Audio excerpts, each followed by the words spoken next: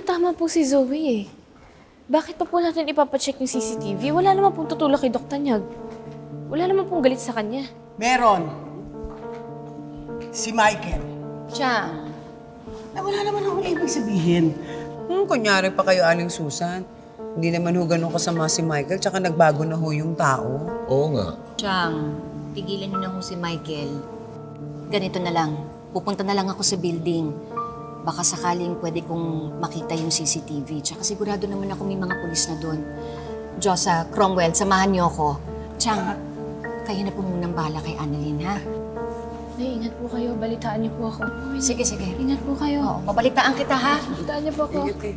Halika na, puntahan na natin. Ay! Ba? Can you please watch where you're going? Ano bang ginagawa niyo dito? Pinuntahan ko lang po si Annalyn at saka nadoon din po si Zoe. Nabalitaan ko po yung nangyari sa asawa ninyo. Comatose po pala si RJ. Ano ka? Piling asawa? Huwag mo nga ipagmalaki sa akin na nauna ka pang bumisita dito. Ma'am, hindi naman po ganun yun. At saka, Ma'am Moira, saan ho ba kayo nanggaling? Kasi kawawa naman ho si Zoe. Kanina pa ho iyak ng iyak dun mag-isa. Kailangan ko ba ibigay ang schedule ko sa'yo? Hindi niyo naman alam ang pinagdadaanan ko eh. At yung anak mo ang dahilan kung bakit na-aksidente si Robert. Ma'am, huwag niyo pong sisihin si Annalyn. Sa katunayan nga po, pupuntahan po namin yung building. Baka kung sakaling pwede namin makita yung CCTV.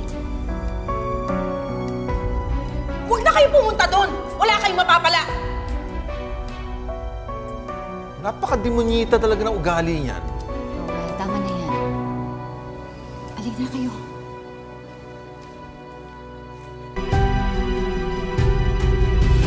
Lynette. Michael, anong ginagawa mo dito? Lynette, tinawagan ko na rin si Michael. Pinapunta ko na rin siya dito. Nabalitaan ko na rin nangyari kay RJ. Naikwento sa akin ni Cromwell lahat. Kaya nagpunta ako dito para samahan ko kayo. Oh, pasensya ka na, hindi kita nasabihan. Gusto lang naman namin pumunta dito kasi gusto sana namin makita yung CCTV. May kutob kasi ako na hindi aksidente yung nangyari kay RJ eh. Yun nga po, nawawala po kasi yung laptop. Doon po nakasave yung mga files ng CCTV. Ma'am, pwede po ba nating makita yung CCTV room? Sige po, paki-assist. Men. Excuse me po. Yes po, ma'am. Pasensya na po, narinig ko lang po kasi yung sinabi ninyo. Totoo po na nawawala po yung CCTV footage? Ay, ma'am, meron po kaming CCTV dito po sa lahat ng areas ng building.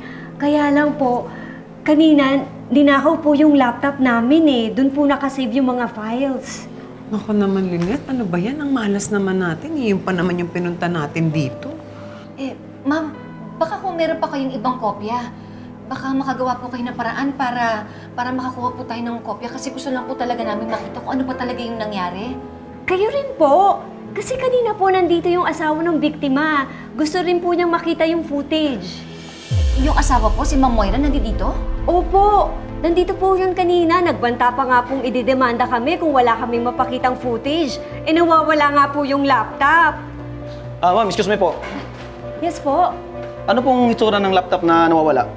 Kulay itim po yun na ganito kakapal. Tapos po may mga stickers ng pusa at saka bulaklak. Ay!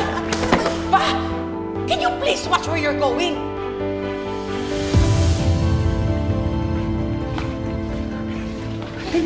Yung laptop na sinasabi niya, yun yung nakita ko sa bag ni Ma'am Moira. Ano? Sigurado ka ba? Sigurado ako, di ba nagkambanggaan kayo, tapos nahulog yung bag niya. Tanda ko yun yung mga may bulaklak, tapos may sticker na pusa doon sa may taas lang. Teka, hindi naman kaya kinuha ni Moira yung laptop?